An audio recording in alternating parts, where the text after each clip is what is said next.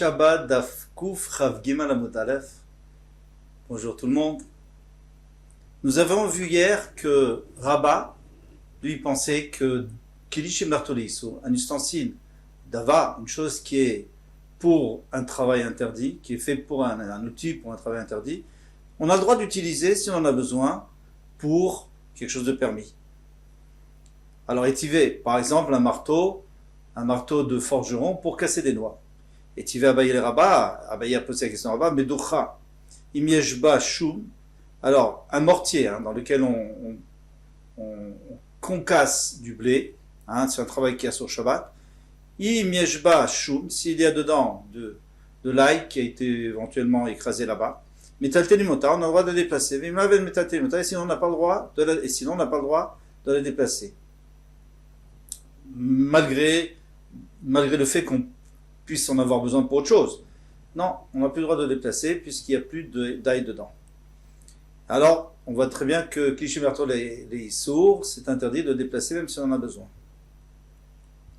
Marley lui a dit Amani Rabbi Nechemia, ça va d'après Rabbi Nechemia, Damaren Kelinta, si on veut pouvoir prendre un ustensile, il faut que son utilisation soit permise. Donc, on prend un ustensile qui est permis toute l'année, en semaine, qui est pour une chose permise. Par exemple, une fourchette, une cuillère pour manger. Mais si c'est quelque chose qui est destiné à un travail interdit Shabbat, eh bien à ce moment-là, tu ne peux pas le prendre pour quelque chose de permis. C'est Rabbi Nechemia qui est mafmir. Damaren kenital le tzor tashmisho. Et tivé. Alors là, Gemara demande, Bet Shammai Omrim Bet Shammai disait, notre limitaïli, on n'a pas le droit de prendre un pilon. Les katsev alav basar pour couper de la viande dessus. Betiel va tirer, mais Betiel permet. Alors attention, Betiel a permis, Mishum Simchat Yom Tov, pour pouvoir couper de la viande, pour avoir pour Yom Tov. Mais sinon, il n'aurait pas permis. La preuve, les Chavini, ils sont d'accord, chez Im Katsa Alav Basar, qu'une fois qu'il a terminé de couper de la viande, chez Asotatel, on n'a pas le droit de déplacer. Donc tu vois bien qu'un Keli Shem Lartolé Issour, c'est interdit de le déplacer, même si on en a besoin. On a juste permis pour la viande, pour Simchat Yom Tov. Ça va les chanouillés, qui est Rabbi Nechemia. Alors il voulait dire que peut-être que c'est Rabbi Nechemia.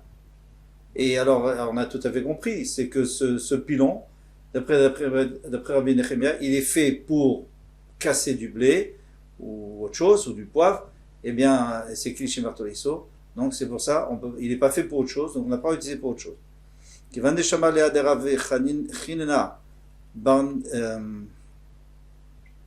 Bar Shlamaya, quand il a entendu ce qu'avait dit Rafrin Bar Shlamaya, Mishmeder avant de Rav, Akol Modim Besike, Besiche, Zeyare ou Mazoré, tout le monde est d'accord que les outils du peintre, d'après Rashi, le premier pshat, deuxième pshat, les outils du tisserand, les Kevin des Kabit Alayou, que puisque lui, il est exigeant, il veut pas qu'on les utilise pour autre chose, ça va les abîmer.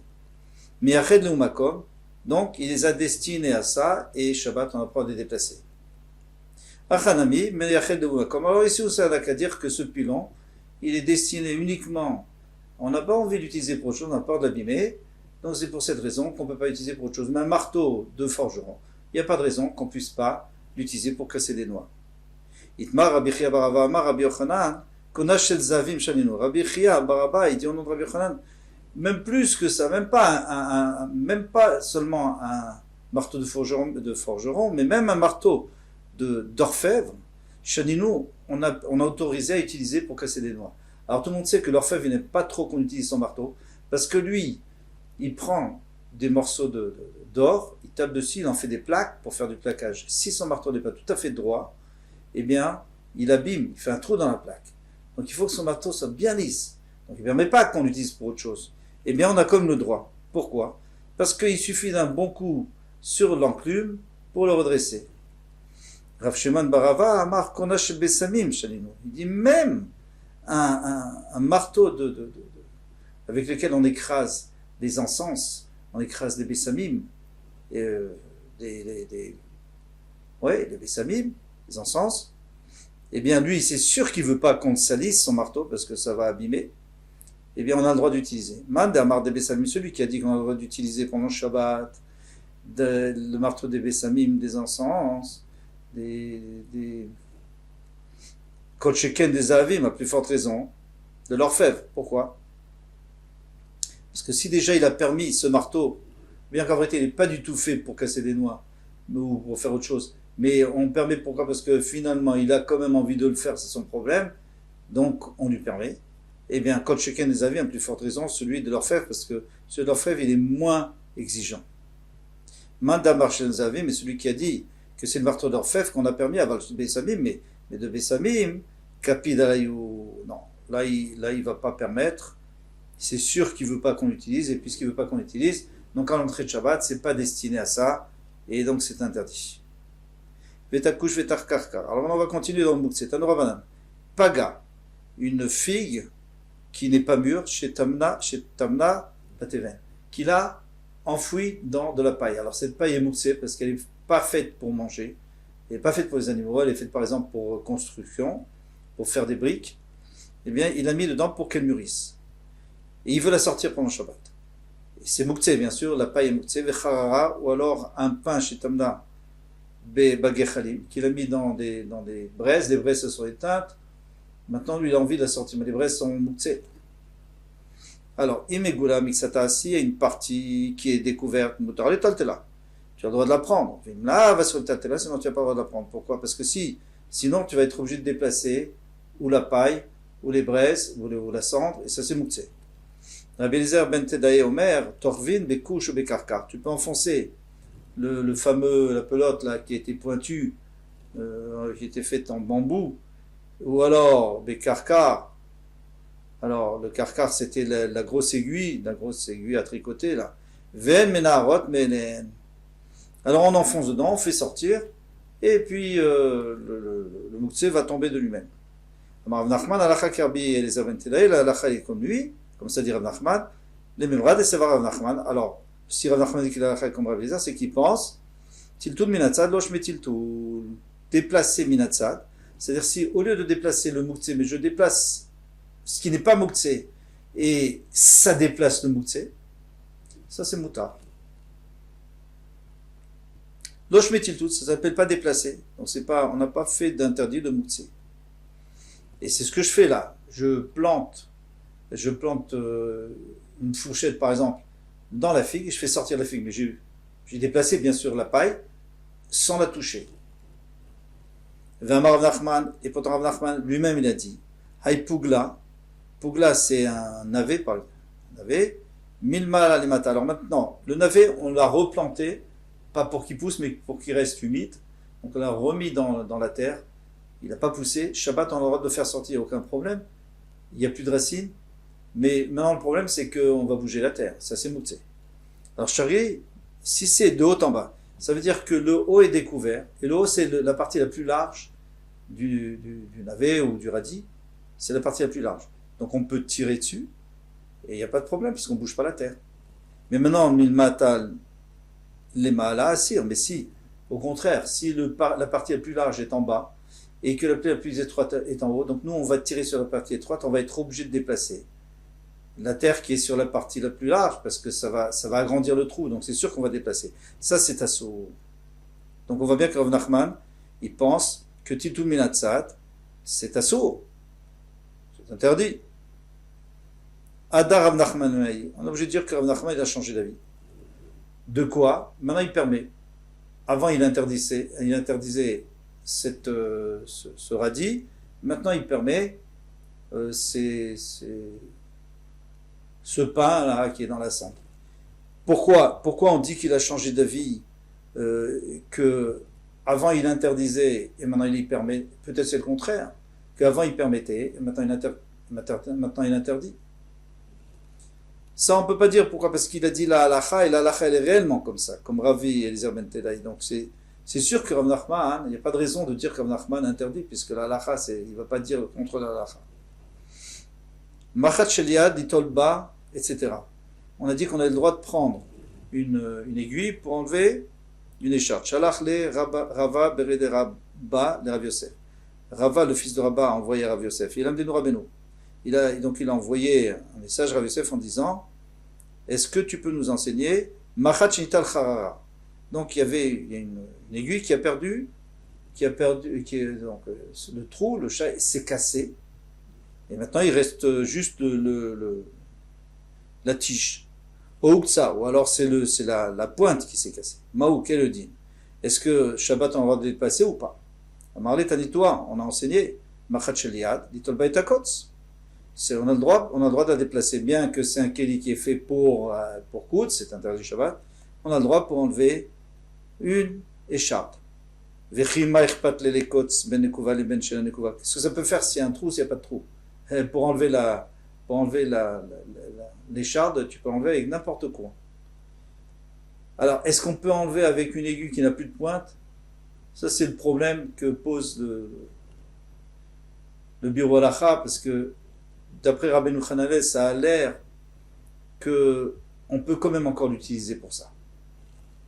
Alors, est-ce que dans la Gemara, là, quand on va discuter de l'aiguille qui est cassée, est-ce qu'on va parler que du cas où il y a le chat a été cassé, mais que la pointe continue à exister, ou on va parler aussi du cas où la pointe s'est cassée? Est-ce que dans ce cas-là, on pourra aussi quand même utiliser pendant Shabbat? En tous les cas, ici, qu'est-ce qu'on a vu? Qu'on a le droit. Et alors on a posé une question, on a vu que une aiguille, que le trou s'est cassé, que le coup a disparu, ou la pointe théora, elle est théora, c'est-à-dire quoi? C'est-à-dire elle était tméa, elle a été touchée par un chéretz par exemple, et bien maintenant elle devient théora parce que c'est plus un kéli. Donc tu vois très bien qu'elle s'appelle plus ça s'appelle plus un ustensile, ça s'appelle plus un outil. Alors pourquoi pour Shabbat ça serait pas mouktsé? Amar Abaye, Touma Shabbat Karamit. Abaye dit tu veux poser la question de Touma sur Shabbat? Touma, Klima Sebainan. La Touma, il faut que ça soit un kéli, Maasé, comme c'est écrit dans la Torah, c'est-à-dire qui permet d'agir, qui permet de par exemple de coudre. Et là, tu peux plus coudre avec. Les liens de Shabbat, mais pour Shabbat, il faut juste que ça serve à quelque chose, même si c'est pas le kéli originel. Et si ça sert pour enlever une écharpe, c'est mouta. Vana michazia, et celle-là, elle est apte, les mishkela bakot, pour enlever une écharpe. Amarava, Rava a dit, maïde kamotiv, shapir kamotiv. Rava il dit, non, la question qu'on a posée contre Rav Yosef, que lui l'avait permis, eh bien non, c'est une bonne question. Pourquoi? Parce que si, pour la Touma, mideliyan Touma, lavmanahu, puisque pour la Touma, ça ne s'appelle pas un ustensile, l'Inyan Shabbat, nami lavmanahu, pour Shabbat aussi, c'est pas un ustensile, et c'est muktzeh. Mais tu y vas. Alors là-dessus, la Gemara demande, machat ben nekuva ben shela nekuva mutar litatela bishabbat. Une aiguille, soit percée, soit qui n'est pas percée. On a le droit de la déplacer Shabbat, velo amrun et nekuva, et la liane touma bilvad. Et pourquoi est-ce qu'on a parlé d'une qui est percée seulement pour la touma? Donc on voit qu'il y a une différence entre Shabbat et touma. Alors pourquoi Rava lui dit qu'il n'y a pas de différence? Alors Abaye va répondre pour Rava, bien qu'Abaye n'est pas d'accord avec lui. Abaye lui pense qu'il y a une différence. Tirgema Abaye aliba des Rava. Donc Abaye il va répondre pour Rava. Begoulme Askinan. Ici on parle d'une aiguille qui n'a jamais été créée. C'est un fil de fer. On a du fil de fer et on coupe la longueur d'une aiguille. On aiguise, on fait un trou. L'artisan fait tout ça. Et bien ici on parle d'un golem, c'est-à-dire que c'est le fil de fer brut. Pour l'instant, il n'a pas été, on n'a pas encore travaillé. Alors dans ce cas-là, je comprends qu'il y a une différence entre la Touma et Shabbat, parce que la Touma, il faut que ça soit un Kéli. Shabbat, puisque lui, peut-être qu'il va décider qu'il ne fera jamais une aiguille avec et qu'il va le garder pour enlever les écharpes. Donc il a rendu un objet, et c'est pour ça que pour Shabbat, ça s'appelle un objet, et c'est pas moussé, et pour Touma, et pour Thomas, ce n'est pas tamé parce que ça s'appelle pas un objet.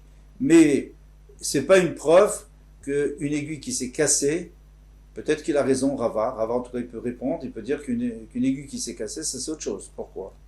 Mais si le chat a été enlevé au Uktsa, ou alors la pointe, Adam Zorka, les Ben Groutaot, l'homme le jette au rebut. Il le met au rebut. Alors c'est quoi ce rebut? C'est un ustensile dans lequel on met tous les morceaux de ferraille. Après, on les fait fondre et on refabrique des ustensiles avec. Donc, puisqu'il est cassé, c'est fini. Donc, on peut dire que Rava, il va répondre comme ça, il va dire qu'il n'y a pas de différence entre Touma et Shabbat. À partir du moment où elle s'est cassée, c'est fini, c'est à jeter. Ah, là où il y a une différence, c'est quand elle n'est pas encore fabriquée. Alors, ça, on peut dire que peut-être qu'on va finir, on va la laisser comme ça et on va jamais fabriquer une vraie aiguille. Et c'est quand même un kéli pour Shabbat. Alors, une autre question. Asouvé, Yenuka. Est-ce qu'on a le droit de remettre en place les membres d'un bébé? Alors, le bébé, lorsqu'il sort, lorsqu'il est né, il a souvent les membres un peu déplacés à cause de l'accouchement. Est-ce qu'on a le droit de les remettre en place? Alors, ce serait un issour de métaquet, d'arranger, comme on n'a pas le droit de réparer n'importe quel objet, on n'a pas le droit non plus de réparer une personne. Rav Nachman Assar, Rav Nachman lui a interdit, Rav Shechet, Shari, Rav Shechet a permis. Rav Nachman, bien sûr, je ne pense pas qu'on parle pas dans le cas où il est en danger. Alors, Rav Nachman, Minala, d'où je sais qu'on n'a pas le droit. Dites-moi. C'est ce qui est écrit, Enosin, Apik te vezin. On n'a pas le droit de faire un. C'est pas vraiment un médicament, c'est une boisson qui permet de rejeter ce qu'on a mangé pour pouvoir mieux manger après. Donc c'est pas quelqu'un de malade. Hein. Quelqu'un de malade, on n'a pas le droit de faire des médicaments de peur qu'on écrase et qu'on pile des herbes pour les médicaments. Donc les Chachamim ont interdit. Mais ici, c'est pour quelqu'un qui est en bonne santé, mais il a beaucoup mangé Shabbat et il veut pouvoir manger un autre repas. Alors il a envie de rejeter, de vomir. Et donc il boit ce produit. Alors est-ce qu'on a le droit de le faire pendant Shabbat? Et non, aussi, on n'a pas le droit de faire. Donc, de la même manière qu'on n'a pas le droit de faire ça, on n'a pas le droit non plus de... Pourquoi? Parce que là, on permet à la personne de plus manger, ici on permet à l'enfant de se remettre en place. Donc les deux sont interdits. Rav Shechet dit, mais non, Atam lavouché, là-bas c'est pas l'habitude de vomir. Tandis qu'ici, Achaouché, ici c'est l'habitude, c'est comme si on lui donnait à manger. C'est normal, on lui donne à manger, on le change et on lui remet en place les membres. Rav Shechet a dit, mais mais moi d'où je sais que c'est mouta? D'Etnan, parce qu'il est enseigné dans la Mishnah, Machat Sheliad. On a le droit de prendre une aiguille à coudre, l'itol baïta kotz, pour le kotz, pour enlever une écharpe. Alors qu'est-ce qu'on voit d'ici? On voit qu'on a le droit d'arranger la personne, parce que on va arranger sa main. S'il y a une écharpe dans la main, on va lui réparer, entre guillemets, sa main, en enlevant l'écharpe. Donc on peut aussi arranger l'enfant. Alors, vers Rav Nachman, alors comment il va répondre Rav Nachman? Pourquoi c'est interdit? Atam pakid. Là-bas, c'est une écharpe qui est dans le corps, mais c'est l'écharpe, vient de l'extérieur. Donc on l'enlève. On n'arrange pas, juste on enlève ce qui devrait pas être là. Achalo pakid. Mais ici, les membres, on n'est pas en train d'enlever, on est en train d'arranger le corps. Donc c'est pas la même chose. Ici, c'est plus grave.